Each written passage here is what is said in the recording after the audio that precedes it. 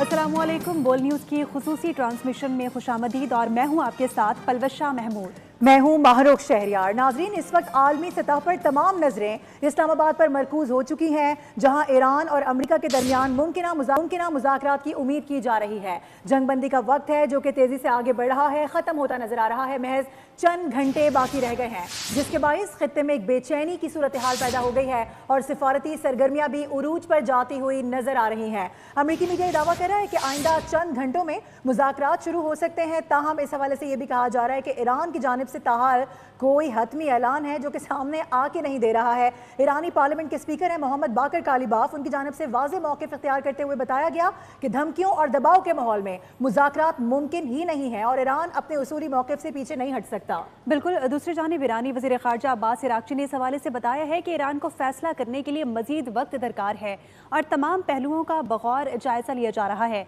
सिफारती ज़राए का इस हवाले से कहना है कि दोनों ममालिक के दरमियान बैकडोर राब्ते जारी हैं और पाकिस्तान सालिसी के किरदार में अहम पेशरफ्त कर रहा है। मुख्तलिफ चैनल्स के जरिए एतमाद साजी की कोशिशें भी की जा रही हैं और मुमकिन मुज़ाकरात में जंगबंदी को मुस्तकिल शक्ल देने पर पाबंदियों में नरमी और सिक्योरिटी मामला ज़ेर बहस आ सकते हैं। माहिरीन के मुताबिक आपको ये भी बताते चलें कि अगर बर वक्त मुज़ाकरात शुरू ना हुए तो कशीदगी दोबारा शिद्दत इख्तियार कर सकती है, जिससे न सिर्फ ख़ित्ता अदम इस्तेहकाम का शिकार होगा बल्कि आलमी मईशत खुसूसन तेल की मंडियों पर भी मनफी असरात मरतब होंगे। एग्जैक्टली, बिल्कुल ऐसा ही। हमारा पैनल हमारे साथ ही मौजूद है, डिस्कशन को आगे बढ़ाएंगे। यही सारे सवालात हैं जिनका जवाब लेने की आज फिर कोशिश करेंगे। एहतशामुल हक साहब हमारे सीनियर पैनलिस्ट हमें ज्वाइन कर चुके हैं। इसके अलावा हमारी सीनियर एनालिस्ट नगमाना जाफरी साहब भी हमारे साथ मौजूद हैं। दोनों को वेलकम करेंगे। एहतशाम साहब, गुज़िश्ता रोज़ से हम ये गुफ्तगू कर रहे हैं, कहा जा रहा था कि ईरान की जानिब से ये इंदिया दिया जा रहा है कि आज किसी भी वक्त ईरानी डेलीगेशन पहुँच सकता है। दोपहर का वक्त हो चुका है, जिस तरह से आप बार बार कह रहे हैं कि सिर्फ 3 घंटे की तो बात है, 3 घंटे में वो यहाँ हो सकते हैं। लेकिन अभी हमने ये भी देखा कि जेडी वेंस की जानिब से भी कोई बड़ी खबर वहाँ से सामने नहीं आ रही है। अभी तक उनका डिपार्चर भी हमने देखा है कि नहीं हो सका है। आगे आने वाले वक्तों में क्या देख रहे हैं, कितना टाइम मजीद ये जो दूसरा राउंड है ले सकता है? देखिए मारूक, बुनियादी तौर पे तो सबसे अहम बात यह है कि जो सीज़ फायर की डेडलाइन है वो पाकिस्तान के वक्त के मुताबिक आज रात को 8 बजे ख़त्म हो रही है। लेकिन क्योंकि अमेरिकन ने रखी थी डेडलाइन, तो ये अमेरिका के टाइम के मुताबिक कि सुबह 3 बजे बुध वाले दिन, कल 3 बजे सुबह बुध वाले दिन जो है ना ये ख़त्म होती है। लिहाजा इसमें अभी ख़ासा टाइम है इसमें। देखें, अब जिस तरीके से एक दिन की डिले की बात हो रही है मुज़ाकरात की, और आपको याद होगा मैंने आपको बता दिया था, मैंने बाकायदा दिन बता दिए थे, बुध जुमेरात जुमा को ये टॉक शुरू हो सकती है तीनों दिनों में। तो देखिए उस लिहाज से देखा जाए तो बुध जो कल का दिन है ये बड़ा इंपॉर्टेंट है। अब ये जो एतमाद साजी में मारूफ फुकदान आया, इसकी 2-3 वजूहत बनी है। मैं आपको 1 मिनट के अंदर अंदर सारी एक सिनेरियो बता देता हूँ, ख़बर भी है उसमें और आपको पता चल जाएगा कि अभी हम कहाँ खड़े हुए हैं। देखिए 15 से 18 तारीख को field marshal Syed Asim Munir Tehran का दौरा करते हैं, अनप्रेसिडेंटेड 3 दिन के लिए वो वहाँ पे रहते हैं। और जो इतलात है, जो इन्फॉर्मेशन है, जो बताया गया है कि एक ब्रॉडर अंडरस्टैंडिंग हो गई थी, एक ब्लूप्रिंट माहिदा का बन गया था, एक जिसको कहते हैं MOU टाइप की चीज़ सामने आ चुकी थी, कन्वर्जेंस ऑफ इंटरेस्ट दोनों तरफ से हो गए थे। उसके बाद आपने देखा कि फील्ड मार्शल की जब आपने देखा वहाँ से आते हैं तो 19 तारीख को उनकी अपना प्रेजेंट टर्म से बात होती है। और जो इतलात हैं, वैसे तो उसमें डिनाइल भी आया, उसमें कुछ और कहा गया, सवाल पूछा गया तो उन्होंने कहा मेरी बात नहीं हुई, लेकिन बात हुई। उन्हें बताया गया किन किन चीज़ों पे एक किस्म की खुशखबरी बताएगी कि कहाँ ईरान ने लचक पैदा करने का वादा कर लिया है। ठीक है जी। फिर उसमें एक सनसनी आती है 19 तारीख वाले दिन, वो अमेरिकन वेसल, ईरानी वेसल जो चलती है 265 फिट लंबा जहाज़ है, वो चलता है शंघाई से नई पोर्ट से, और उसने अपना रेड सी से होकर इधर से उसने आना था इधर चाबहार बंदरगाह पे जो गवादर के पास है। अभी इसको रोक लिया गया। अभी जो अंदर से जो पता चल रहा है मारूफ, इसको रोकने की वजह ये नहीं थी कि उन्होंने अपनी कोई अथॉरिटी हेजमनी बतानी थी अमेरिकन ने। अमेरिकन को लगता है कि ये जहाज़ क्योंकि शंघाई से आया है, इतना बड़ा वैसल है, इसके अंदर कुछ ना कुछ ज़रूर जो चाइना ने इनको असला दिया होगा, वेपन दी होगी, कोई टेक्नोलॉजी है, स्पेस वार के हवाले से, साइबर के हवाले से, इलेक्ट्रॉनिक वारफेयर हवाले से। अब ये कहा जा रहा है कि पिछले चंद घंटों से यही काम हो रहा है, उस जहाज़ को खंगाला जा रहा है कि उसमें है क्या। सही। लेकिन ज़्यादातर इतलात सफारती ज़राए से ये पता चलनी है कि वो अभी जिस तरह पाकिस्तान एक अपने तौर पे एक किरदार अदा कर रहा है, उनको अमेरिकन को बता रहा है कि डू और डाई वाली सिचुएशन है 2x2, और ये बॉटम लाइन ये है कि इस मुज़ाकरात को आपने शुरू करने ही करने। तो ये लग रहा है कि ये आज वैसल छोड़ दिया जाएगा और एक किस्म की ये शर्त रख दी गई ईरान की तरफ से। देखिए उनको भी देखें मारूख, वहाँ पे भी पता है पावर सेंटर बहुत ज़्यादा है वहाँ पे। आप देख लें जिस तरीके से पासदारा इनकलाब का एक रोल है, फिर खातमुल अंबिया हेडक्वार्टर जहाँ सुप्रीम लीडर बैठते हैं उनका एक वो है। तो डिसीजन मेकिंग में हार्ड लाइनर का बड़ा रोल है। आपको याद है कि जब मसूद पशकियान साहब ने एक किस्म की माफ़ी मांगी थी जब हमला किया गया था दूसरी तीसरी मरतबा अपना जीसीसी मालिक ख़ास तौर पे सऊदी अरब पे, तो उस माफ़ी के बाद इतना हार्ड लाइनर्स को सख्ती से लिया था, उनको मजबूर किया गया था कि अपना बयान वापस लें, तो मसूद पशकियान ने अपना बयान वापस ले लिया था। तो ये समझने वाली बात है कि वहाँ पर डिसीजन मेकिंग जिस तरह हार्ड लाइनर करवाते हैं, इसी तरह अमरीका में भी। देखिए मैं आपको बताऊँ अमरीका में क्या हो रहा है। पिछले 250 साल की तारीख में उनके 3 बल्कि 50 सालों में तो एक आईपैक है जो Israeli American public affair council है, जो पैसा देती है, चलाती है सारे मामलात को, और उनकी जो है एक अपना अमेरिकन मिलिट्री कॉम्प्लेक्स। ठीक है एहतशाम साहब, आपका पॉइंट आ गया। नगमाना साहिबा आपकी जानिब बढ़ेंगे। जी नगमाना साहिबा आपकी जानिब पूरी यार। जी जी जी जी जी बोले एहतशाम साहब। हाँ, मैं ये कह रहा था कि ये वो नहीं चाहते जंग हो, लेकिन उनकी डीप स्टेट जो है ना वो इनकी बड़ी सख्त मुखालफत कर रही है कि ये बगैर तैयारी के गए इस जंग को वापस लाना चाहिए। तो उसको देखते हुए सारे चांसेस लग रहे हैं। बॉटम लाइन ये कि ये 2.0 ज़रूर होंगे। इसके लिए जो इस वक्त हम देख रहे हैं कि बदगुमानी की फ़िज़ा है, इसको दूर करने के लिए पाकिस्तान सारे एफर्ट कर रहा है। जी मारूख। जी पाकिस्तान सारे एफर्ट कर रहा है। नगमाना साहिबा आपकी जानिब बढ़ेंगे। जंगबंदी का वक्त तेज़ी से ख़त्म हो रहा है और महज चंद घंटे बाकी रह गए हैं। उम्मीद जाहिर की जा रही है कि जंगबंदी जो है वो आगे भी जो मुज़ाकरात हैं वो आगे बढ़ेंगे और इसके बाद खित्ते में बेचैनी भी बढ़ चुकी है। क्या कहेंगे इस हवाले से आप तमाम तर सूरत हाल को किस जानिब जाते हुए देख रही हैं? एक जानिब कहा जाता है कि जल्द जो है वो मुज़ाकरात के लिए वफ़द पाकिस्तान पहुँच जाएगा, साथ ही कशमकश की सूरत हाल हम देख रहे हैं। जी बिल्कुल आपने ठीक कहा, और जैसे एहतशाम साहब अभी बड़े तफसील से एक्सप्लेन कर रहे थे कि क्या मामलात हैं और कैसे आगे और मामलात बढ़ सकते हैं, तो इसमें जो प्रॉब्लमेटिक इस वक्त चीज़ आ रही है वो अमेरिका का एटीट्यूड है और डोनाल्ड ट्रंप साहब का पर्सनल एटीट्यूड और उनकी ट्वीट्स हैं। क्योंकि जब आप इतने कशीदा माहौल में और इतनी सेंसिटिव और लंबी वॉर को ख़त्म करने के लिए जा रहे होते हैं, जिससे ना सिर्फ ये खित्ता मुतासिर हो रहा है बल्कि पूरी दुनिया मुतासिर हो रही है, तो आपको बहुत ज़्यादा कॉन्फिडेंस बिल्डिंग मेजर्स करने चाहिए, ब्रिजेस बनाने चाहिए, ताकि नेगोशिएशन टेबल पे पहुंचते पहुंचते कुछ आइस ब्रेक हो जाए और किसी आप मुआहदे की तरफ जाए। लेकिन आप देख रहे हैं कि डोनाल्ड ट्रंप साहब एक लम्हा कुछ और एक लम्हा कुछ कह देते हैं। तो अभी जो उनका लेटेस्ट ट्वीट है, इंसल्ट्स हैं, और जिस तरह उन्होंने ब्लॉकेट अभी तक किया हुआ है और फिर वो उन्होंने चीन की शिप भी जो है वो कंपाउंड किया, तो ये तो चीज़ों को खराबी की तरफ ले जाने वाले इक़दामात हैं। इससे उन्हें गुरेज करनी चाहिए। और ईरान तो बिल्कुल सही कह रहा है इस वक्त कि जी हम कैसे ट्रस्ट करें। एक अभी भी आपने पहले एक उसका ब्लॉकेट करके उसकी जो आपका सीज फायर था उसको वॉयलेट किया। अब ब्लॉकेट आप जब तक नहीं खत्म करेंगे हम कैसे नेगोशिएशंस में आए।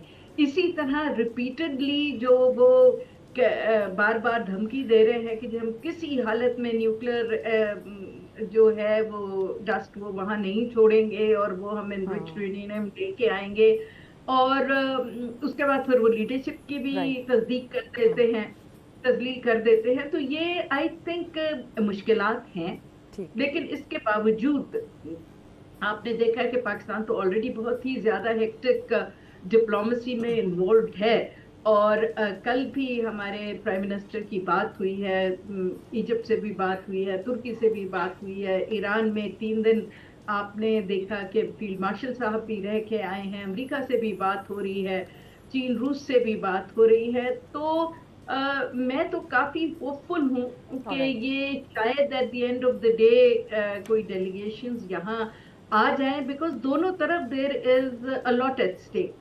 उसमें जाहिर सी बात है ईरान की इस वक्त पोजीशन ज़्यादा स्ट्रॉन्ग है और अमेरिका की इस वक्त पोजीशन ज़रा वीक है, इसलिए कि वो काफी आइसोलेटेड है इंटरनेशनली भी, अपना भी उनके यहाँ डोमेस्टिक प्रेशर बहुत ज्यादा है।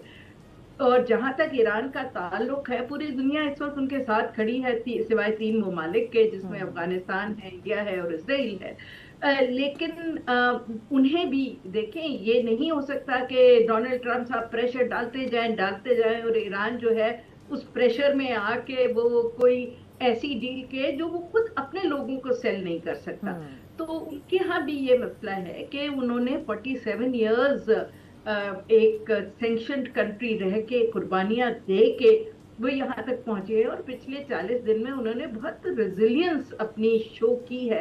50 अपने लोग उन्होंने लीडर्स कुर्बान किए हैं। तो अब वो जाहिर सी बात है, वो किसी हालत में कोई ऐसी डील तो नहीं एक्सेप्ट करेंगे जो एक सेल आउट हो ईरान के लिए। तो वैसे भी बहुत ही खुददार फर्म है और बहुत रेजिलियंट है। वो इस तरह टोटल प्रेशर ऑफ अमेरिका या डोनाल्ड ट्रंप की धमकियों में आके तो नहीं करेंगे। सो कॉन्फिडेंस बिल्डिंग मेजर्स की तरफ जाना पड़ेगा और दोनों साइड्स को कुछ ना कुछ कॉम्प्रोमाइज करके 2-2 कदम एक दूसरे की तरफ बढ़ाने पड़ेंगे, ताकि कुछ इस मसले का हल हो और एक देर पा कोई एग्रीमेंट जो है वो सामने आए, ताकि यहाँ खित्ते में भी अमन आए और पूरी दुनिया भी जो है वो कुछ सुख का सांस ले। तो मैं तो काफी होपफुल हूँ कि इंशाल्लाह जिस किस्म की हेक्टिक एफर्ट्स हो रही हैं, जितने हाई लेवल पे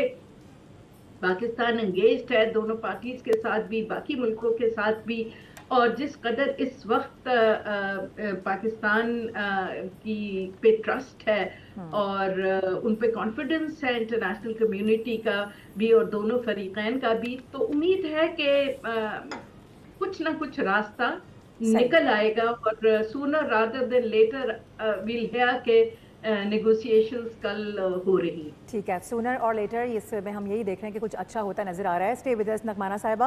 हमें ज़ाहिर शाह शराजी साहब भी ज्वाइन कर चुके हैं। ज़ाहिर शाह साहब, हम बार बार गुफ्तगू करते हैं स्पॉयलर्स से मुतालिक। एक जानिब हम डेडलॉक की भी बात करते हैं, पासदाराना इनकलाब है, इनका जो दूसरा वाला एक है विंग खातिमुल अंबिया, उस हवाले से भी ज़ाहिर है बातचीत सामने आती है। अब 2 से 3 ऐसी राय सामने आ रही हैं ईरान के अंदर से ही, हम देख रहे हैं कि जहाँ पर थोड़ा सा कॉन्फ्लिक्ट पाया जाता है। दूसरी जानिब अगर हम अमेरिका की बात करें तो अमेरिका में जो प्रेसिडेंट हैं वो खुद ही सबसे बड़े रुकावट बनते हुए नजर आते हैं। उनके बयानात को बहुत ज़्यादा इस वक्त डिस्कस किया जा रहा है, क्योंकि जितने गैर संजीदा बयानात उनकी जानिब से दिए जाते हैं, उसके बाद फिर हम देखते हैं कि ये अना का मसला बनता दिखाई देता है। ईरान कहता है वो अपने बयानात वापस लेंगे तो ही कुछ हो सकेगा, और ट्रंप कहते हैं जो मैं कह रहा हूँ वो बिल्कुल सही है। सो ऐसी सिचुएशन के अंदर गिव एंड टेक किस तरह से होगा?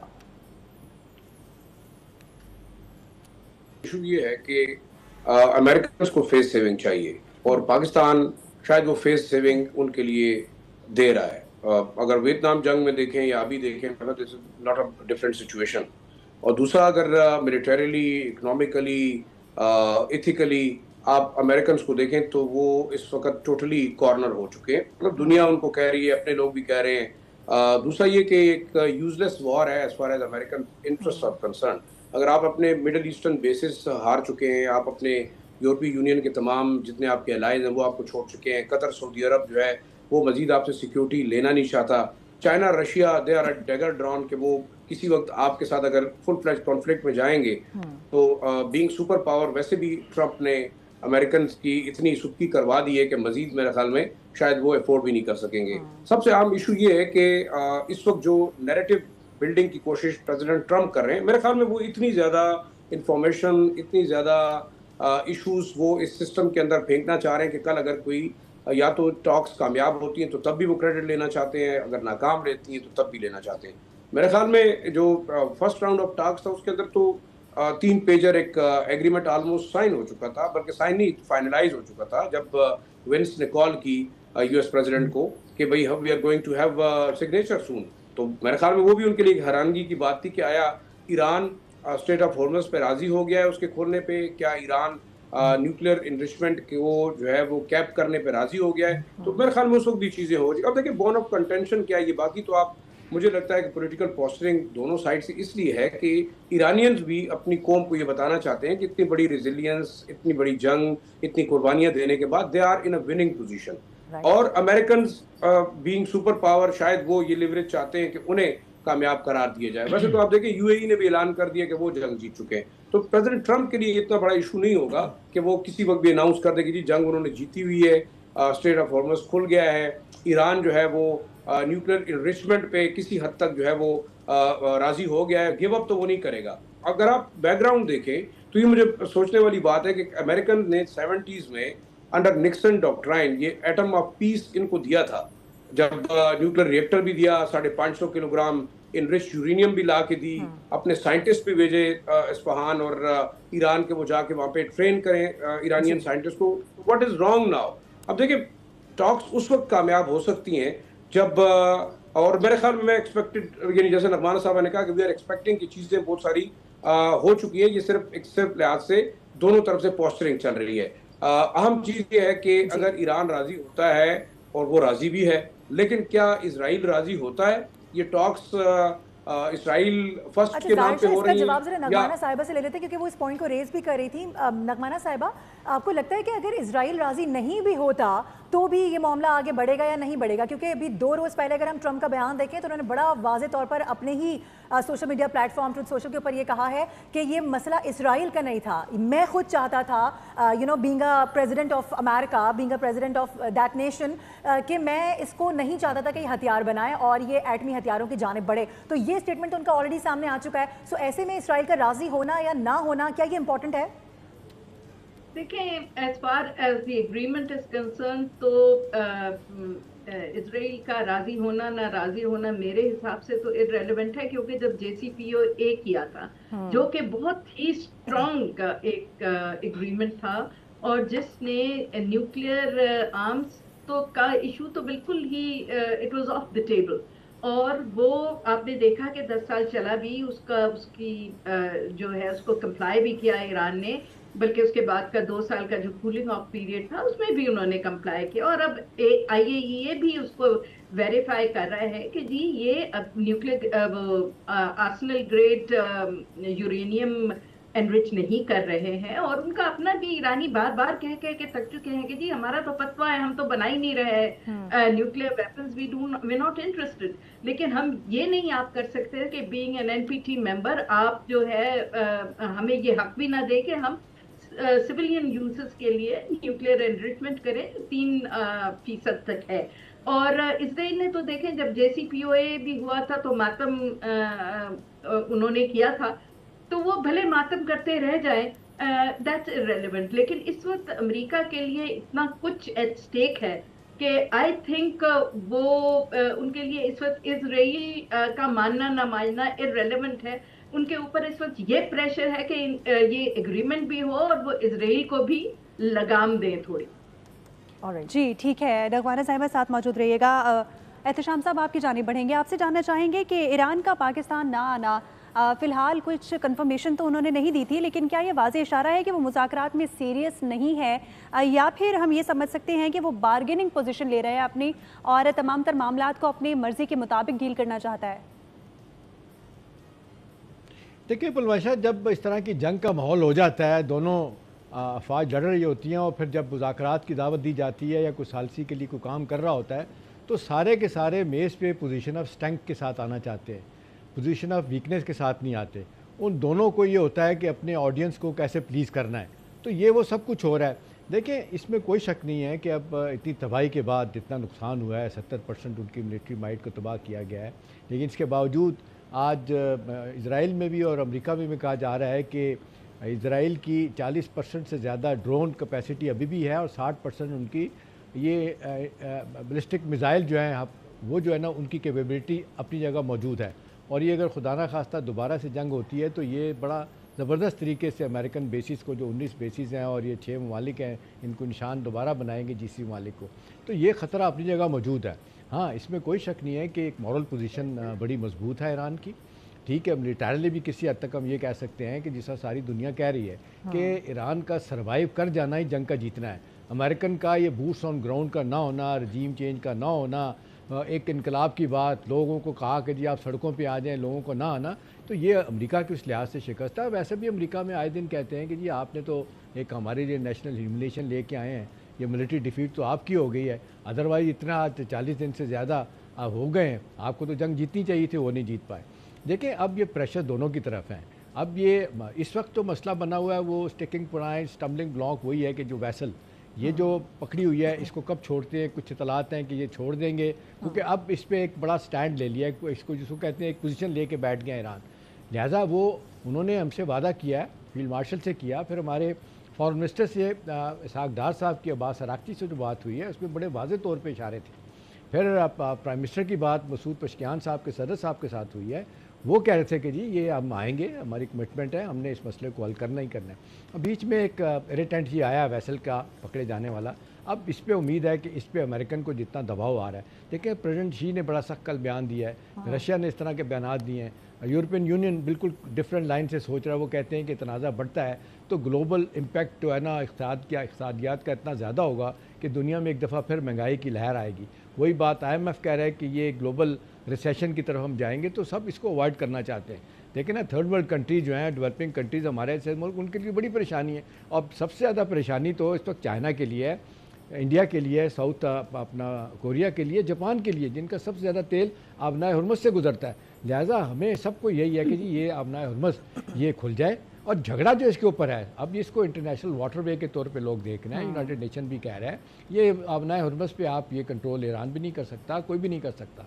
ये मैन मेड जो होती हैं, बार बार बात होती है, वो जो मैन मेड हैं, आपकी अपना पनामा कनाल है या सुएज कनाल है, वो टैरिफ ले सकते हैं, टोल ले सकते हैं, नहीं ले सकते। ये जो दो हैं, स्टेट ऑफ मलाइका जो मलेशिया और इंडोनेशिया में है, और ये आपकी आबनाए हुर्मुज़, ये एक फ्री इंटरनेशनल वाटरवे है, इसको आप रोक नहीं सकते। तो यहाँ पे इनका एक कमज़ोर नुक्ता नज़र है। लेकिन जनरली यहाँ पे इस्लामाबाद में जो बातें हो रही हैं, जो वाइज मिल रही हैं, अभी देखें जहाज़ आना शुरू हो जाएंगे। मारो कि एक चीज़ ध्यान में रखिएगा कि इतने ज़्यादा जहाज़ आए हैं इन दिनों में, इतनी ज़्यादा 400 से ज़्यादा कहा जाता है कि बुलेट प्रूफ गाड़ियाँ, बम प्रूफ गाड़ियाँ आ चुकी हैं, इतने बड़े जहाज़ आ चुके हैं यहाँ पे, उसके बाद कोई लगता नहीं है कि कोई ना आए। हाँ, ये अपॉर्चुनिटी की बात है। अभी देखें JD वैंस के आने की बात हो रही थी, अब ये भी है कि जो लेटेस्ट इत्तलात हैं वो चल पड़ेंगे, आएंगे ज़रूर। और कुछ चीज़ों पे जो कल अपना प्रेसिडेंट ट्रम्प ने कहा था मायदा हो गया है, मैं आपको बता सकता हूँ ब्लूप्रिंट तैयार है, चीज़ें तैयार हैं, ये पीछे हटेंगे। उसके बाद ये हो सकता है कि मायदों को फाइनलाइज करके JD वैंस चले जाएँ, क्योंकि उनके लॉ में नहीं है कि एक वक्त में एक मुल्क में प्रेसिडेंट भी रहे, वाइस प्रेसिडेंट भी, फिर जो है ना वो प्रेसिडेंट आ सकते हैं और आके वो साइन कर सकते हैं। आपने ये भी बताया था कि JD वैंस आ सकते हैं, उसके बाद वो जाएं और फिर ट्रम्प वापस आए, यही पॉइंट है। नगमाना साहिबा, हमने देखा कि आज सुबह जो ट्रम्प का बयान है उसमें थोड़ी सी नरमी देखी जा रही है। वो कह रहे हैं कि ईरान को जो यूरेनियम एनरिचमेंट है उसकी मशरूत इजाज़त दी जा सकती है, और जो नाकाबंदी है स्ट्रेट ऑफ होर्मुज़ की, उससे वो पीछे हट सकते हैं। बट स्टिल एक थोड़ी सी शर्त वो फिर लगा रहे हैं कि कम अज़ कम ईरान ये जाहिर करे कि वो मुज़ाकरात के लिए आ रहा है। दिस इज़ द रीज़न कि अभी तक JD वैंस भी वहाँ से नहीं आ सके हैं अभी तक। तो आप क्या समझती हैं कि ये जो दो अहम पॉइंट हैं ट्रम्प की जानिब से, क्या इसके ऊपर ईरान राजी हो सकता है, फाइनल अपना वर्डिक्ट दे सकता है वो आने के लिए? जी बिल्कुल, बिकॉज ईरान यही बेसिकली चाह रहा था। उन्होंने अपनी एब्सोल्यूट जो रेड लाइंस बताई हुई हैं उसमें एक तो उन्होंने कहा है कि जो ये नहीं हो सकता कि जी आप हमारा यूरेनियम ले जाएं और बिल्कुल हम एनरिच ना करें। ये फ्लेक्सिबिलिटी आई थिंक एक बहुत बड़ी फ्लेक्सिबिलिटी है। और उसी के साथ साथ उन्होंने कहा था कि हम बिल्कुल नहीं आएंगे जब तक ब्लॉकेड नहीं हटा, क्योंकि ये आपने खिलाफ वर्जी की है। उसके बाद वो ब्लॉकेड हटाने की बजाय उन्होंने अब शिप पे भी कब्जा कर लिया। तो ये अगर चीजें रिजॉल्व हो जाती हैं तो ईरान विल डेफिनेटली कम। बिल्कुल ईरान इंटरेस्टेड है कि वो नेगोशिएशंस करे, लेकिन वो ये नहीं चाहता कि जी उसे बुलडोज करके और इन नेगोशिएशंस को कोई एक टेबल पे सरेंडर बना के दिखाया जाए। बिकॉज ईरान का तो सरेंडर तो नहीं कर रहा बेसिकली। तो अगर आप बहुत लॉजिकली उसको देखें तो ये जो नर्म ट्वीट भी अभी आई है, this is also like surrendering to Iranian pressure, क्योंकि वो चाहता है, ट्रम्प भी चाहता है, अमेरिका भी चाहता है, कि सारी दुनिया चाहती है कि इस जंग का अब कोई हल निकले। क्योंकि अगर दोबारा ये जंग छेड़ गई तो फिर वो किसी के काबू में या किसी के बस में नहीं रहेगी। ऑलरेडी ऑन एज है, गल्फ भी ऑन एज है, रूस और चीन भी देखें ऑन एज है इस वक्त। और यूरोपियन यूनियन ने तो बहुत ही अपना एक स्ट्रॉन्ग स्टांस ले लिया है, बल्कि उनके जो अमेरिका के पैसिफिक में एलाइज हैं, जिस तरह ऑस्ट्रेलिया है, जापान है, साउथ कोरिया है, everybody at the moment is saying कि हम जंग में नहीं शामिल होंगे, जी वो बल्कि ब्लॉकेट में भी नहीं शामिल। सो आई थिंक इस वक्त इंडिया, अमेरिका जी काफी तन्हा खड़ा हुआ है और बिल्कुल वो ठीक कह रही हैं आप नहीं नगमाना अफोर्ड कर साहिबा। सकता। अमेरिका की सिचुएशन देखें तो काफ़ी हमें अलोन नज़र आ रही है और तमाम तर सूरत हाल पाकिस्तान की जानिब से कंट्रोल करने की कोशिश की जा रही है। पाकिस्तान की जानिब से ये भी कहा जा रहा है कि दोनों कंट्रीज़ के वफ्द जब पाकिस्तान आएंगे तो हम उनको बहुत अच्छे से वेलकम करेंगे और किसी नतीजे पे पहुँचेंगे। एग्जैक्टली, पैनल हमारे साथ ही मौजूद है। वेलकम बैक नाज़रीन, एक बार फिर से आपको खुशामदीद कहेंगे और तमाम तर सूरत हाल हमारे सामने है। किस तरह ईरान की जानिब से कशमकश की सूरत हाल देखी जा रही है और यूएस ने भी अपना डेलीगेशन पाकिस्तान भेजना था। कल ट्रंप ने ट्वीट किया, लेकिन उसके बाद यूएस की जानिब से भी अपना डेलीगेशन नहीं भेजा गया। एग्जैक्टली और इसी सारे मामले पे बात करने के लिए हमें ज्वाइन कर चुके हैं ब्रिगेडियर रिटायर्ड हारिस नवाज साहब। उनका भी टेक ले लेते हैं। हारिस साहब, बहुत शुक्रिया वक्त निकालने के लिए। कहिएगा, अब ईरान अभी तक नहीं आया है और यूएस डेलीगेशन भी नहीं आया, सिचुएशन कहाँ जा रही है? नहीं, मेरे ख्याल में दोनों आज शाम होपफुली दे शुड कम, और ये क्लैरिफाई हो गया था कि आई थिंक जो जेडी वेंस हैं he is already on the way, और शाम तक ईरानी डेलीगेशन भी आ जाएगा and we hope for the best. ये जो डोमेस्टिक कंजम्पशन के लिए जो होती है ना, ये पोस्टरिंग और उसके बाद मसल फ्लैक्सिंग और प्रेशर ट्रैक्टर्स, ये इतने ज़्यादा इसके ये डोमेस्टिक कंजम्पशन के लिए। अदरवाइज जो चीज़ें चल रही हैं उसमें American both side are committed, they want ये एक agreement, they want cease fire, they don't want further escalation.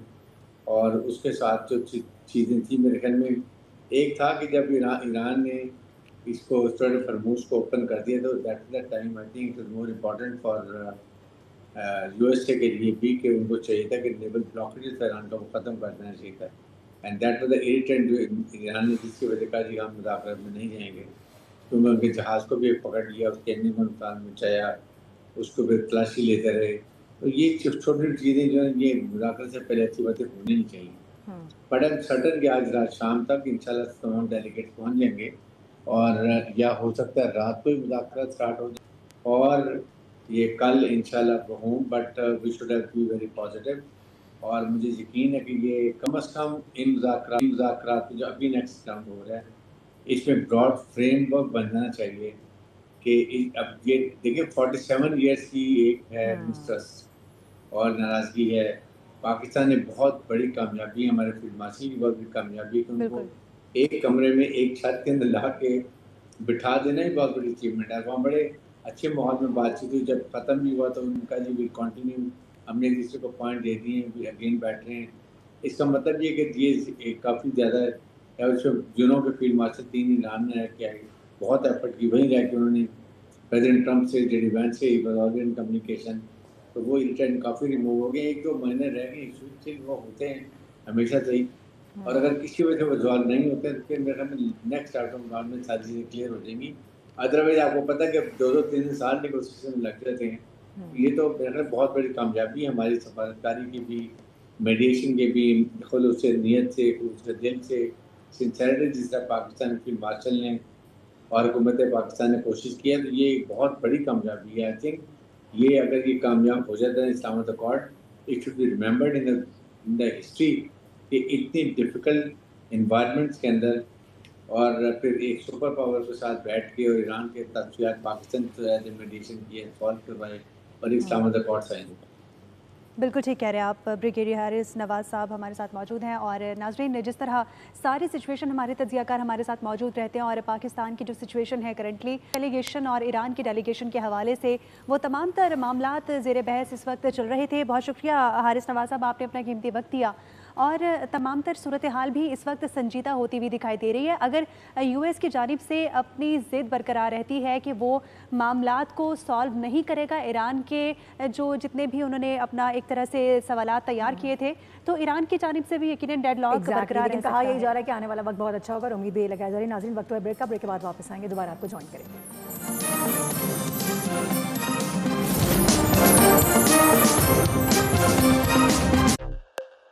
सामने इतना जबरदस्त डिजाइनर बुटीक बन गया है यार, अब हमारा बुटीक बंद। देखो हमारे शाइनी बाल क्या कह रहे हैं। इनकी बोल न्यूज़ की खुसूसी ट्रांसमिशन में आपको एक बार फिर से खुशामदीद कहेंगे। दूसरी जानिब पाकिस्तान को और भी बड़े सारे चैलेंजेस हैं। हम गुफ्तगू कर रहे हैं ईरान से मुतालिक जो कमिटमेंट होने जा रहा है, क्या कुछ होने जा रहा है। हमें ज्वाइन कर चुके हैं अली कामरान चिश्ती साहब, इसके अलावा एहतशाम साहब भी हमारे साथ ही मौजूद हैं। अली कामरान साहब, अब किस तरह से देख रहे हैं इस पूरे मामले को? अभी कहा जा रहा है कि जेडी वेंस निकल चुके हैं, कुछ जराए कुछ रिसोर्सेज ये कंफर्म कर रहे हैं कि ऐसा अभी तक नहीं हुआ है। सो अभी तक इसमें हतमी फैसला तो नहीं किया जा सका है, लेकिन आपको क्या लग रहा है कि डेलीगेशन यहाँ पर आज पहुँच रहा है, कल पहुँच रहा है, जब भी पहुँच रहा है, क्या इसके मजीद राउंड्स भी हो सकते हैं या ये आखिरी राउंड होगा और इसमें कोई बड़ी हमें खबर निकलती हुई नजर आ रही है? जी थैंक यू। सबसे पहले तो मुबारकबाद मैं पूरी कौम को देना चाहता हूँ जो आपने अभी हिंदुस्तान की न्यूज़ सुनाई। ऑफ कोर्स उसके बाद जो पाकिस्तान का जो किरदार रहा है, देखिए पाकिस्तान वैसे भी जीत चुका है। हमें समझने की ज़रूरत है जो हमने मोमेंटम ऑफ वॉर जो था वो जब तोड़ दिया तो आधी जीत तो पूरी दुनिया की उसी वक्त हो गई। $5 बिलियन की रिकवरी हो चुकी है जब से पाकिस्तान ने ये जो टेम्प्रेरी सीज़ फायर कराया है, सीज़ फायर फिर आगे बढ़ रहा है। कतई नज़र मैं स्पेकुलेशन नहीं दूंगा कि कब आ रहे हैं, ये आई थिंक इम्पोर्टेंट न्यूज़ नहीं होगी। ये बात न्यूज़ ये है कि वो लोग आ रहे हैं, क्योंकि टाइम का डिफरेंस है। अमेरिकन वाइस प्रेसिडेंट जो है उनका जहाज़ एक जगह पे रिफ्यूल करेगा और फिर वो वापस आएगा इस्लामाबाद इंशाल्लाह। उसी हिसाब से जो है ईरानियन जाएंगे। अभी चाइनीज़ एम्बेसडर जो है वो से हमारी मुल्क की क़यादत इसहाक डार साहब की मुलाकात हुई और चाइना ने पूरी सपोर्ट दी है इस पूरे प्रोसेस को। तो रीजन जो है वो पाकिस्तान और दुनिया जो है पाकिस्तान की तरफ देख रही है।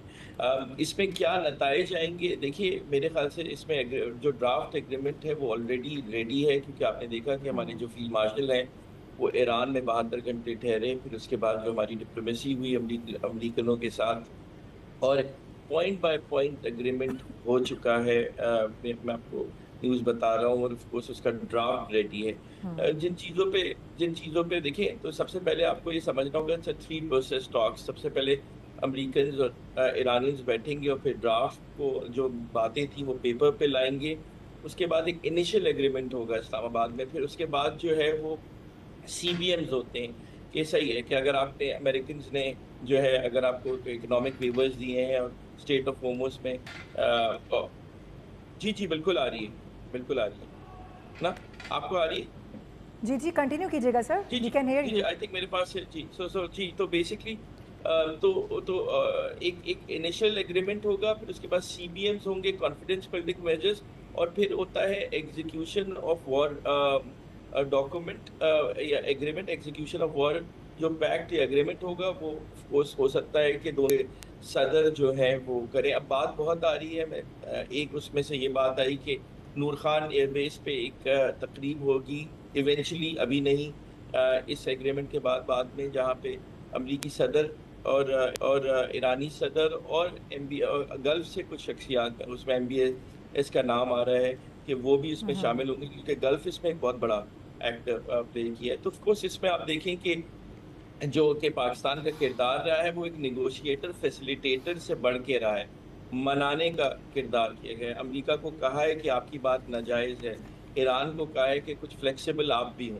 तो और हमने उसमें पूरा अरब खित्ता जहाँ पे हमारे 70 लाख पाकिस्तानी हैं, जहाँ से $35 अरब रेमिटेंसेस आती हैं, उस पर हमने जो हमले ईरान के वो रुकवा दिए। तो हम जो कर रहे हैं वो बाज़ लोग को कहते हैं कि वो जो हम पे वाजिब ना थे। I think Pakistan has done things जो कि फॉर द वर्ल्ड पीस, और इसमें अगर ये चीज़ें हो जाती हैं, देखिए आज नहीं तो कल हो ही जाएंगी।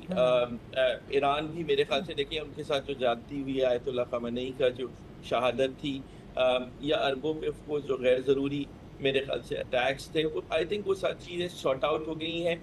अगर कोई हिकअप्स आएंगे तो देखिए ईरान का बैठना ही बहुत बड़ी बात है आयतुल्लाह ख़amenei के शहादत के बाद। तो छोटे मोटे अगर शिप्स का इंसिडेंट हो जाता है या कोई चीज़ें हो जाती हैं, उसकी वजह से डिलेज तो आएंगे, लेकिन ईरान तो पाकिस्तान आके जा चुका है। तो इसका मतलब कि इंटेंट ऑफ टॉक जो है वो है। हिकअप्स आएंगे, बॉटलनेक्स आएंगे, लेकिन ये कंटिन्यूटी चलती रहेगी। जी ठीक है। Senior ranker person Adil Abbasi भी हमें ज्वाइन कर चुके हैं। आदिल, आपकी जानिब बढ़ूंगी, आपसे जानना चाहूँगी कि हमने देखा आप इस वक्त कशमकशी सूरत हाल है और सबकी नज़रें इस्लामाबाद पर हैं, पूरे खित्ते की नज़रें ये कह सकते हैं इस्लामाबाद पर हैं। US डेलीगेशन और इसके साथ साथ ईरान का डेलीगेशन पाकिस्तान आने के हवाले से काफ़ी बातें हो रही हैं। आपसे ये जानना चाहूँगी कि अब क्या पाकिस्तान शटल डिप्लोमेसी की जानिब बढ़ेगा या फिर तमाम तर मामलात को उसी तरह टैकल करेगा जिस तरह चलते आ रहे हैं? पहले मैं इस पे कमेंट करूं, अभी चिश्ती साहब जो बात कर रहे थे ना, Sure. वो शेर गालिबन कुछ यूं है कि वो कर्ज उतारे हैं जो वाजिब भी ना थे। बिल्कुल। तो ये तो खुद भी मिडिल ईस्ट में बैठे हुए, इन्हें पता है कि कुछ जो वाजिब कर्ज नहीं थे वो उतारे हैं पाकिस्तान ने। वो शायद इन टर्म्स ऑफ इकोनॉमी तो वाजिब हों, लेकिन वैसे वाजिब नहीं थे। लेकिन बहरहाल बिल्कुल पाकिस्तान देखें बहुत स्मूथ, बहुत रिस्पॉन्सिबल और बहुत केयरफुल किस्म की जो है वो मीडिएशन करवा रहा है। अल्हम्दुलिल्लाह पाकिस्तान जो है वो इंडिया की तरह छोटे इवेंट को थ्रू मीडिया बड़ी हाइप नहीं दे रहा। पाकिस्तान की इस वक्त जो मुझे अपेरेंटली लगता है वो कोशिश ये है कि ये इतना बड़ा मसला है जो थर्ड वर्ल्ड वॉर की तरफ हम सबको ले जा रहा था पूरी दुनिया को, इसको आप बयानात से, इसको आप अपनी डिप्लोमेसी की सिर्फ सक्सेस के डंके बजा के नहीं हासिल कर सकते। आपको प्रैक्टिकली बहुत कुछ करना होगा। आपके फील्ड मार्शल 72 घंटे के लिए जो है वो ईरान में रहे हैं। आपके वजीर आज़म जो है वो मिडल ईस्ट के विजिट पर उसी वक्त मौजूद थे जिस वक्त वो ईरान में थे। अमेरिका के वाइस प्रेसिडेंट की दोबारा पाकिस्तान आना खबर, ये बहुत बड़ी डेवलपमेंट्स हैं। देखें regardless what ever is happening right now, आप ये समझें कि ये जो हमारा इस वक्त खित्ता है इसमें अमेरिकन वाइस प्रेसिडेंट अगर वैसे ही किसी मुल्क में दूसरी दफ़ा आ जाए तो ये बहुत बड़ी खबर होती है। और पाकिस्तान के पास आने का मकसद ये है कि उनकी जो होप्स हैं वो पाकिस्तान से ही हैं। वेन्यू भी चेंज हो सकता था ना, लेकिन चूंकि वो अमरीकी मीडिया भी रिपोर्ट कर रहा है, अमेरिकन प्रेसिडेंट मुतादिद बार ये कह रहे हैं कि पाकिस्तान से उम्मीद है, पाकिस्तान एक अच्छी मीडिएशन करा रहा है और पाकिस्तान एक रिस्पॉन्सिबल स्टेट के तौर पर उनके फील्ड मार्शल और प्राइम मिनिस्टर की वो बार बार तारीफ कर रहे हैं। सो हमारे लिए इसमें यह है कि हम जो कर सकते हैं वो एट बेस्ट कर रहे हैं। हम इससे बेहतर क्या कर सकते हैं कि दोनों फोर्सेस अभी भी एक दूसरे के खिलाफ, या दोनों कंट्रीज अभी भी एक दूसरे के खिलाफ स्टेटमेंट और कुछ एक्शन भी ले रहे हैं, चाहे वो शिप को जो है वो अपने कंट्रोल में ले रहा है अमेरिकन फोर्सेस का, लेकिन उसके बावजूद पाकिस्तान इस इंप्रेशन को डाई डाउन नहीं होने दे रहा कि ये डायलॉग कहीं रुक गया है या ये डायलॉग जो है वो आगे नहीं चल सकता। तो मुझे लगता है कि पाकिस्तान इसी तरह आराम आराम से चलेगा, स्लोली इस प्रॉब्लम, ग्रेजुअली इस मसले को हल करने की कोशिश करेगा। जल्दी नहीं कर रहे हम भी, शोर शराबा नहीं कर रहे हम भी, और मुझे ये लगता है कि इंशाल्लाह ये अगले 24 घंटे में ये रेस्टोरेशन हो जाएगी और उसके बाद चीज़ें मुख्तलिफ होंगी, क्योंकि पहले डायलॉग के बाद दूसरा डायलॉग होने का मतलब ही यही है कि काफ़ी प्रोग्रेस हो चुकी है, अब सेकंड फेज की तरफ जा रहे हैं। लेकिन देखें, दोनों कंट्रीज़ को अपनी ऑडियंस को जो है वो एड्रेस करना है और दोनों कंट्रीज़ अपनी ऑडियंस को एड्रेस कर रही हैं और अपनी जो उनकी बैक एंड पे सपोर्ट है इंस्टीट्यूशंस की, उनको भी सपोर्ट करना है। सो ईरान भी अपनी इंस्टीट्यूशंस को सेटिस्फाई कर रही है, उनकी पॉलिटिकल लीडरशिप, और अमेरिका भी यही काम कर रहा है, और अमेरिका को साथ में इजराइल को भी जो है वो सेटिस्फाई करना है। सो ये एक बहुत कॉम्प्लेक्स इशू है जिसको पाकिस्तान अल्लाह ताला की मदद से रिजॉल्व करने की कोशिश कर रहा है, और होपफुली पाकिस्तान जिस रिस्पॉन्सिबिलिटी और केयरफुल तरीके से आगे बढ़ रहा है, तो हम इंशाल्लाह इसका रिजल्ट आउटकम पॉजिटिव देखेंगे। और इस डिप्लोमेसी में वक्त लगता है, सेशंस होते हैं, दोहा कतर की हम बार बार बात कर रहे हैं, 3 साल लगे थे, लेकिन ये अगर आप मुझसे पूछें, कट लॉन्ग स्टोरी शॉर्ट, ये कि it's a matter of days now, ये अब कोई हफ्तों या महीनों की बात नहीं है इंशाल्लाह। लेकिन ये मैं आपको अपने एनालिसिस दे रहा हूँ, लेकिन डायलॉग का अगर आप हिस्ट्री देखें, प्रोसेस कंट्रीज में जब कॉन्फ्लिक्ट होता है तो वो किस तरीके से रिजॉल्व होती है, उसमें महीनों और सालों भी लग जाते हैं। राइट, ठीक है। एहतशाम साहब, जो थोड़ी देर पहले आप खबर भी दे रहे थे कि ड्राफ्ट तकरीबन तैयार कर लिया गया है और बहुत से ऐसे अहम नुकात हैं जिस पर बाकायदा तौर पर इत्तेफाक भी किया गया है। एक तो वो नुकात शेयर कीजिएगा, दूसरा ये भी बताएगा कि अगर कहीं पर आके डेडलॉक फिर से हमें नज़र आता है तो फिर हम दोबारा से ये सिलसिला बनता हुआ देखेंगे, जैसा कि अभी हमने देखा रिसेंटली जो उनकी टेक्निकल टीम्स हैं वो ऑलरेडी पाकिस्तान के अंदर मौजूद हैं, ड्राफ्ट तैयार किया जा रहा है, पीछे जो बैक वर्क जिसे कहते हैं वो इस वक्त किया जा रहा है। सो आगे आने वाले दिनों में सिचुएशन देख रहे हैं इस तरह की कोई दोबारा से बन सकती है? देखो मारो, जितना तेज़ी के साथ हमने सफ़र तय किया है, यहाँ तक पहुँचे हैं, सफारती मार्च पे पूरी दुनिया को साथ लेके चल रहे हैं, और जिस अंदाज से हमने इस कॉन्फ्लिक्ट को रिजॉल्व करने के लिए पूरी मेहनत की है, अभी देखें सबसे बड़ी हमारी अचीवमेंट तो आप देख लें कि GCC ममालिक जो 6 ममालिक हैं उनको इस जंग में आने से हमने रोका। That was a big achievement. अब यही अगला मसला ये है कि जो हमेशा कहा जाता है कि डिप्लोमेटिक डील जो है वो बंद दरवाज़ों के पीछे होती हैं, वो में पब्लिक डिप्लोमेसी में नहीं जाती, और इन्होंने तो प्रेसिडेंट ट्रम्प ने तो पब्लिक मजाक बना दिया ना रोज़ाना बयान दे के। देखिए, अब सूरत हाल जितनी तेज़ी के साथ बदली है उसकी वजूहत में से एक बड़ी वजह तो यही है कि दोनों में कोई एक वाज़ेह तौर पे विक्टोरियस साबित नहीं हुआ। नतीजतन दोनों अपनी अपनी जीत के हवाले से जिसको कहते हैं वो बहुत बड़ी बातें कर रहे होते हैं। अब ये छोटी मोटी हर्डल जो आई हुई हैं ये ओवरकम करने की कोशिश की जा रही है। इसमें बड़ी हद तक बार बार ये बात होती है कि जी जो एक बड़ी हिच थी वो थी न्यूक्लियर प्रोग्राम के बारे में। देखें अब ये बात तय हो गई है कि वो जो 440 ग्राम का और 900 पाउंड का जो है हाईली एनरिच्ड यूरेनियम जिसको प्रेसिडेंट ट्रंप वो कहते हैं न्यूक्लियर डस्ट कहते हैं। देखिए अब ये जिस तरीके से कहा जा रहा है कि असफहान किसी जगह पे डीप डाउन पड़ा हुआ है और इसको बावजूद अमरीकी जब गए थे अपने एक 200 बंदों को लेके और 200 जहाज़ भी गए थे एक अमरीकी पायलट को लेने के लिए, उस वक्त भी तगदो की थी उन्होंने, वो नहीं उनको मिला था।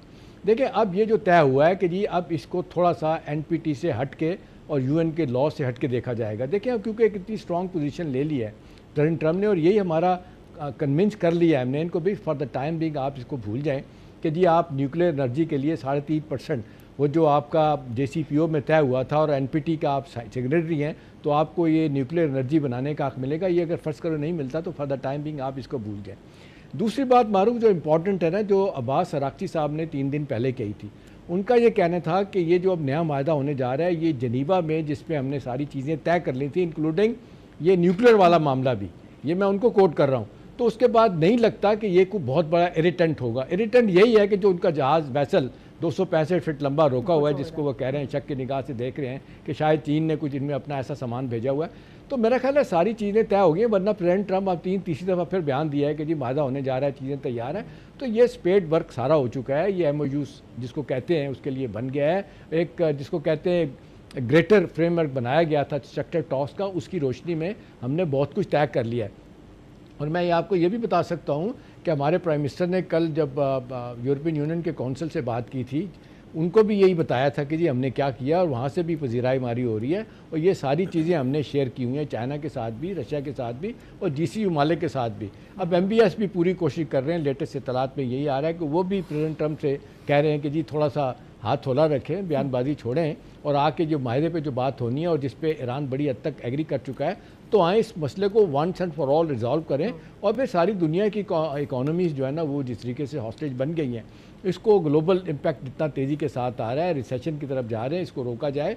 और फिर आप ये देख लें अमेरिकन कंपनी तेल कंपनियाँ कह रही हैं कि जी $175 पे हम ले जाएंगे, तेल की कीमत चली जाएगी तो फिर सूरत हाल बहुत ख़राब हो जाएगी। तो उसको अवॉइड करने के लिए शॉर्ट टर्म में कहा जा रहा है, शॉर्ट टर्म में कि आप एक इनिशियल एग्रीमेंट कर लें, MOU साइन कर लें जिसपे आप सारी चीज़ें तय हो जाएंगी और फिर अगर निटी ग्रिटी रह भी जाती है तो वो फिर इसके इनके जो दोनों तरफ के एक्सपर्ट्स हैं डिफेंस के, न्यूक्लियर के और डिप्लोमेटिक फ्रंट पे, वो इसको तय कर लेंगे।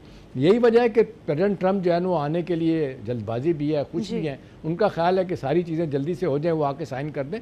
तो सारी यहाँ पे इस वक्त इत्तलात बारुख यही हैं जो हमारे सफारती ज़राए कह लें, हमारी फॉरेन ऑफिस के लोग कह रहे हैं, बाकी लोग जो बैठे हुए हैं, वो वाइब्स बड़ी वाज़ेह तौर पे बड़ी पॉजिटिव आ रही हैं। उनसे लग रहा है कि ये अगर थोड़ा सा बयानबाजी का सिलसिला रुक गया और सबसे अहम बात है वो जो कहा जा रहा है शाम तक, हाँ, वो ईरानी वेसल छोड़ दिया जाए तो बात बन सकती है, आगे जा सकते हैं मामला। जी ठीक है, ठीक है। अली कामरान साहब आपकी जानिब बढ़ूंगी, आपसे ये जानना चाहूँगी कि एक जानिब मुज़ाकरात के लिए अमरीकी वफ़द जो है वो आने को तैयार नहीं था, दूसरी जानिब ईरान की जानिब से वफ़द आने के हवाले से कशमकश की सूरत हाल थी। इस तमाम तर सूरत हाल में पाकिस्तान ने अपना बड़ा वाज़ेह रोल प्ले किया, सालिस का किरदार अदा किया। आप समझते हैं कि पाकिस्तान की बैक चैनल डिप्लोमेसी की सूरत में ही मुज़ाकरात यहाँ तक पहुँचे हैं कि मुज़ाकरात का दूसरा दौर शुरू होने जा रहा है? बेशक, but just to give you an example, Camp David जब अकॉर्ड हुआ था आई थिंक 79 में, टुक 13 दिन कंटिन्यूस बातचीत में, कोरियन वॉर को रोकने के लिए 2 साल लगे थे। तो पाकिस्तान की जो डिप्लोमेसी है, जिसे मैं कहता हूँ मल्टी वेक्टर डिप्लोमेसी, यानी कि ऑफ कोर्स के आपके जो है रूस के साथ भी ताल्लुकात अच्छे हैं, चाइना के साथ स्ट्रेटेजिक ताल्लुकात हैं, अमेरिका के साथ आपके भी स्ट्रेटेजिक ताल्लुकात हैं डिफरेंट नौइयत के, और ईरान हम पे ट्रस्ट करता है। गल्फ स्टेट्स आपको पता है डिफेंस एग्रीमेंट करने जा रहे हैं। बाय द वे कतर जो है पाकिस्तान से बहुत करीब है सऊदी अरेबिया की तरह डिफेंस एग्रीमेंट करने के लिए। तो आप ये देखिए कि पाकिस्तान की जो डिप्लोमेसी है इट्स एट द फाइनेस्ट, और हम कन्विंस करने की पावर रखते हैं इतना कि ऑफ कोर्स कि हम अपनी जान की जोखिम ऑफ कोर्स पे डाल के, आई एम श्योर मुझे पता चला कि ऑफ कोर्स हमारे जो field marshal was advice not to go by security personnels, but he decided to go to Iran. 72 घंटे फील्ड मार्शल का किसी भी मुल्क में जो कि यहाँ पे वॉर रिस्क हो जाना ही बहुत शो करता है कि हमारी इंटेंट क्या है। हम नेगोशिएटर और फैसिलिटेटर से बढ़ के जो है अपना किरदार अदा कर रहे हैं। इसमें दो चीज़ें हैं। हमारे दोस्त आदिल अब्बासी के प्रोग्राम में भी हमने प्राइम टाइम में आता है, हमने बात यही की थी कि ऑफ कोर्स आप देखिए कि हमारी टू टियर पॉलिसी है इसमें। हम ना सिर्फ अभी ये जंग रुकवा रहे हैं, मोमेंटम तो हमने तोड़ दिया है और ये पीस डील की पुश कर रहे हैं, बल्कि पोस्ट वॉर का जो सिनारियो जहाँ CBMs की आपके जो कॉरेस्पॉन्डेंट भी बात कर रहे थे, उसका शहबाज शरीफ और उनकी हमारी पॉलिटिकल साइड बात कर रही है। जितने भी आपके मिडल ईस्ट के टूर्स हैं और आप देख रहे हैं कि पाकिस्तान, तुर्की, सऊदी अरेबिया, कतर और इसमें सीरिया भी शामिल था इजिप्ट के अलावा, हमारी जो मीटिंग हुई अंतालिया में, तो वो क्या है, Pakistan is forming with Saudi Arabia, Qatar, तुर्की मुस्लिम ब्लॉक, जिसे मुस्लिम क्वाड कहा जाएगा, जो पोस्ट वॉर जो आपकी गारंटीज हैं वो ये मुस्लिम ब्लॉक देने जा रहा है to the security of Gulf and to even to a security of Iran against the Israeli attacks. और ये बहुत बड़ी डेवलपमेंट है। तो ना सिर्फ कि हम ये जंग रोक रहे हैं और पीस डील कर रहे हैं, बल्कि पोस्ट वॉर जो सिनारियो गल्फ में एक बहुत बड़ा वॉइड आ रहा है, इसकी वजह से आपने देखा कुछ मुस्लिम मुल्कों ने, जो अरब के मुल्कों ने कल परसों एक स्टेटमेंट दी कि अमेरिकन बेसिस लाइबिलिटी बन चुके हैं गल्फ के लिए, और वो नेट सिक्योरिटी प्रोवाइडर तो रहेगा लेकिन उसका इन्फ्लुएंस कम होता रहेगा और एक लाइबिलिटी बन के सामने है। तो पाकिस्तान जो काम कर रहा है वो ना सिर्फ इस जंग को रोकने के लिए बल्कि पोस्ट वॉर के लिए काम कर रहा है। जी ठीक है, आदिल अब्बासी साहब अब किस तरीके से देख रहे हैं? देखिए अली साहब, इसमें एक और एलिमेंट भी अगर मैं बात करूं, अपना मारूख ये अली भाई जो बात कर रहे हैं, देखिए GCC ममालिक में अली भाई देखें सूरत हाल जितनी तेज़ी के साथ बदली वो परेशान कुन भी है। देखिए सऊदी अरब, कतर, ओमान एक तरफ चले गए, बहरीन, कुवैत और अपना UAE एक तरफ चले गए। वो आपने देखा उन्होंने रिकगनाइज भी किया हुआ है और वो इजराइल की साइड ले रहे हैं। अब ये पोस्ट वॉर सिनेरियो में हम देख रहे हैं कि ये पैराडाइम शिफ्ट होगा सिक्योरिटी का वहाँ पे, तो ये फिर इन 6 ममालिक जो अब 3 अलग-अलग हो गए हैं, इसके बाद इनकी सिक्योरिटी और फिर ये किस तरफ जाएंगे। और एक तरफ पाकिस्तान 4 ममालिक के साथ अलग बात कर रहा है डिफेंस के हवाले से, इजिप्ट, सऊदी अरब, टर्की, पाकिस्तान, तो आप नहीं समझते बड़ा कॉम्प्लेक्स होगा सिनेरियो? अच्छा एहतशाम साहब, आई थिंक आदिल कुछ ऐड ऑन करना चाह रहे हैं। एहतशाम साहब, जब चिश्ती साहब ने शेर आधा पढ़ा था ना, तो शेर पढ़ा था ना तो मैंने आधा सुनाया था, लेकिन आपकी इस बात के ऊपर मुझे शेर पूरा सुनाना पड़ेगा कि मिट्टी की मोहब्बत में हम आशुफ्ता सरों ने वो कर्ज भी उतारे हैं जो वाजिब न थे। अब इस जंग का नुकसान हमें ऐसा हो रहा है कि अगर हम ये जंग आज बैठ जाएं कि लड़ते रहें सारे, तो भी पाकिस्तान का अल्टीमेटली बहुत बड़ा नुकसान है, चाहे वो उम्मा के कॉन्टेक्स्ट में हो, चाहे वो नेशन के कॉन्टेक्स्ट में हो, चाहे वो कंट्री के कॉन्टेक्स्ट में हो, चाहे वो रीजन के कॉन्टेक्स्ट में हो, चाहे वो वर्ल्ड कॉन्टेक्स्ट में हो। और अगर हम डायलॉग कराते हैं तो भी ये बात दुरुस्त है कि जब हम ईरान और अमेरिका जैसे मुल्कों को करीब लाएंगे, जो कि इजराइल की वजह से इस वक्त उनका हेड ऑन हुआ है, या पेट्रो डॉलर कह लें या ऑयल कह लें, जो भी इंटरेस्ट आप कह लें, अमेरिका के अपने हैं, ईरान के रीजन में अपने इंटरेस्ट थे, उसकी अपनी प्रॉक्सीज थी, उसने अपना जो है मिडल ईस्ट के अंदर एक अपना इन्फ्लुएंस रखा हुआ था। सो ये दोनों या तीनों कंट्रीज का जो, let's be openly admit this fact कि देखिए इंटरेस्ट तो बहरहाल इन तीनों कंट्रीज के अपने अपने थे ना। हम अगर साइड्स ना भी लें तो प्रॉक्सीज ईरान की भी एग्जिस्ट करती थी और इजराइल भी एक्सपेंशनिस्ट अप्रोच लेके रीजन में बैठा हुआ है और यूएसए उसको बैक करता है। सो पाकिस्तान की तो प्रॉब्लम इस वक्त ये हो गई है कि हम जब डायलॉग करा के हटेंगे, जब भी हमें ये सारा कुछ देखना पड़ेगा, फेस करना पड़ेगा, क्योंकि हम ऐसे मुल्कों को करीब ला रहे हैं जो 1 मिनट के लिए भी एक दूसरे के साथ बैठना नहीं चाहते या फिर एक दूसरे के वजूद को बर्दाश्त नहीं कर रहे। ट्रंप ने कहा कि मैं स्टोन एज में ले जाऊंगा ईरान को। ईरान कहता है हमारी हजारों साल की सिविलाइजेशन है, आप हमें क्या सबक सिखाएंगे हम। सो ये बात दुरुस्त है कि मिडिल ईस्ट के अंदर भी अलाइनमेंट्स हो रही हैं, लेकिन पाकिस्तान की मुझे लगता है कि ये कोशिश है कि इस वक्त जो सीज फायर है वो प्रोलॉन्ग हो, इस वक्त वॉर रुके, किसी तरीके से ये मसला टले जो वर्ल्ड वॉर 3 की तरफ जा रहा है या रीजन को तबाह करने जा रहा है, और उसके बाद फिर ये देखा जाएगा कि जो नए ब्लॉक्स और अलाइनमेंट्स होती हैं, हाँ अगर किसी को इजराइल जाने का शौक है तो वो जरूर जाएगा और वो देखेगा। और पाकिस्तान ने तो खैर अपने पासपोर्ट पे भी लिखा हुआ है कि आप इस पे इजराइल ट्रेवल नहीं कर सकते, और पाकिस्तान की पोजीशन तो क्लियर है, चाहे हमें मुआशी नुकसान हो, चाहे हमें दिफाई तौर पर कितना चैलेंजेस का सामना है, हमें इंटरनल कितनी थ्रेट्स रही हैं, हम सब जानते हैं। अब इस पे ज्यादा बात नहीं हो सकती क्योंकि हमारी हिस्ट्री रही है कि पाकिस्तान ने तो किस किस की प्रॉक्सी जो है वो मुल्क के अंदर भुगती है, किस किस तरह की चीजें पाकिस्तान के अंदर होती रही हैं। तो पाकिस्तान इस वक्त सब कुछ भुलाकर आगे बढ़कर चाह ये रहा है कि पाकिस्तान की वजह से इस रीजन में भी अमन आए और दुनिया में भी अमन आए। और हमें पता है, ये बात दुरुस्त है कि बहुत सारे लोगों को इस वक्त भी ये खटक रहा होगा कि पाकिस्तान ये डायलॉग क्यों करा रहा है और सक्सेसफुल ये क्यों हो रहे हैं। सो उसके बाद जो अलाइनमेंट्स होंगी तो इंशाल्लाह एहतशाम साहब वो पंजाबी कहते हैं वेख ले आएंगे।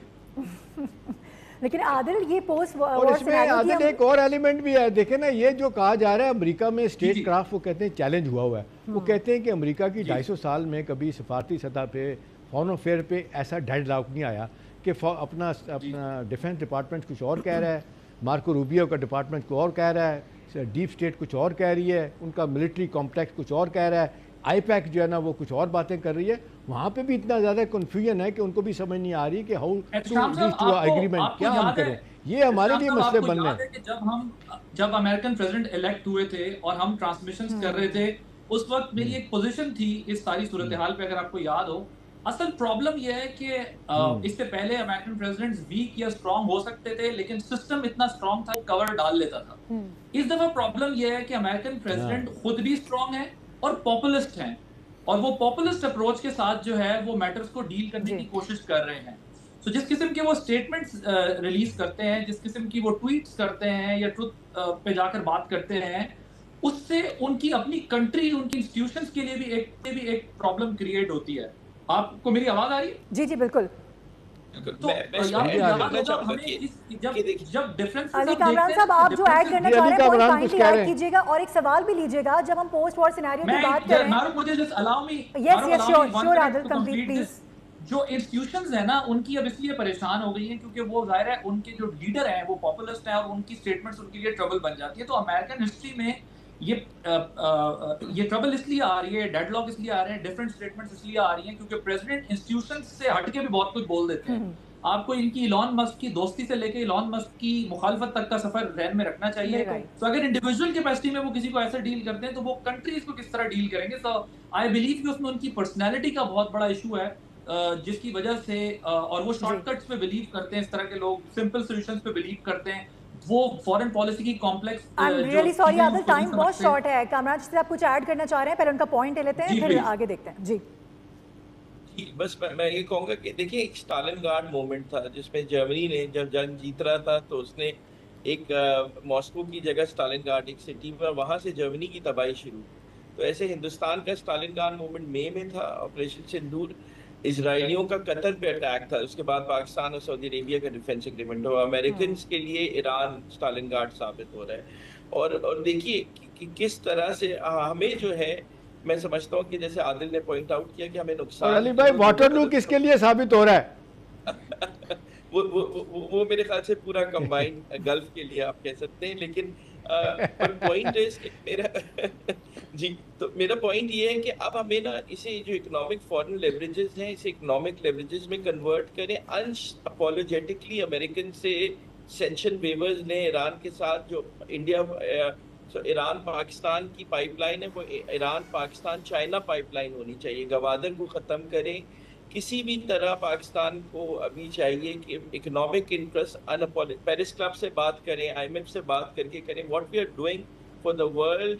आप रियलाइज करें we have actually save $5 to $6 trillion of the world. तो हमें ऑफ कोर्स इसे इकोनॉमिक लेवरेजेस की तरफ कन्वर्ट करना चाहिए और अनअपोलोजेटिकली हमें जो है वो नेगोशिएशंस पे आके इनसे अब अपने काम भी करवाना चाहिए। अली कामरान साहब, यही पॉइंट मैं रेज करना चाह रही थी। पोस्ट वॉर सिनेरियो की हम बात कर रहे हैं, रीसेंट सिनेरियो में तो हम देख रहे हैं माशाल्लाह पाकिस्तान की जो इस वक्त पोजीशन है वो सबके सामने है, लेकिन आफ्टर दैट सिचुएशन जब ये गुजर जाएगा वक्त, पाकिस्तान को कहाँ पे खड़ा हुआ देख रहे हैं? जो इकोनॉमी की सिचुएशन पाकिस्तान की इस वक्त है, क्या वही प्रिवेल करेगी या आगे हम देख सकते हैं इसको बूस्ट मिल सकता है दीगर ममालिक की जानिब से? नहीं, बेहतरी, मैं तो बड़ा ऑप्टिमिस्टिक हूँ। बाय 2028 पाकिस्तान ने जो ऑफ कोर्स इकोनॉमिक रिफॉर्म्स थे वो अच्छे कन्वर्ट हो रहे। It takes time, it's not on and off switch equipment, but geopolitics की वजह से जो आप ऑर्डर्स ले रहे हैं, ऑफ कोर्स हमारे पास, just to give you an example, हमारा डिफेंस बजट $9 अरब है, आई थिंक वो 10-11 अरब है, उसमें से $2.5-3 बिलियन की हमें प्रोक्योरमेंट की नीड होती है। आई थिंक वो हम कवर कर सकते हैं from foreign countries. American basis जो अभी ऑफ कोर्स अब यहाँ पे खाली होंगे मिडल ईस्ट में, हम लोग of course as a tier 2 security partner वहाँ पे आ रहे हैं, तो हमारी कुछ डिप्लॉयमेंट्स देखेंगे विद न्यू पैक्स। तो और ऑफ कोर्स हम जो है किस तरह ऑफ कोर्स अब बात करते हैं, I think we have a very competent leadership जो कि जाके Paris club of course American के साथ IMF पे और इकोनॉमिक वेवर्स पे बात करेगी। इफ और गवर्नर को बनाना पड़ेगा। देखिए बॉल जो है ना वो दुनिया के पास तो है, लेकिन ऑफ कोर्स वो जो है वो हमें हमारी डिप्लोमेसी के ऊपर बड़ा चैलेंज आएगा और हमारी लीडरशिप के ऊपर कि इसे कन्वर्ट किस तरह करें इनटू इकोनॉमिक लेवरेजेस। और वो जाहिर बात है G2G गवर्नमेंट्स होते हैं, it takes 2 years, but direction सही है। हमें ऑफ कोर्स उस पर और काम करने की जरूरत है। जी, thank you so much for joining us. हमारे साथ हमारा पैनल मौजूद था, आदिल अब्बासी हमारे साथ मौजूद है, अली कामरान चिश्ती ने ज्वाइन साहब थे, इसके अलावा ज़ाहिर शाह शिराजी थे। तमाम लोगों का बेहद शुक्रिया। सब्सक्राइब करें और बेल दबाएं ताकि कोई खबर रह न जाए।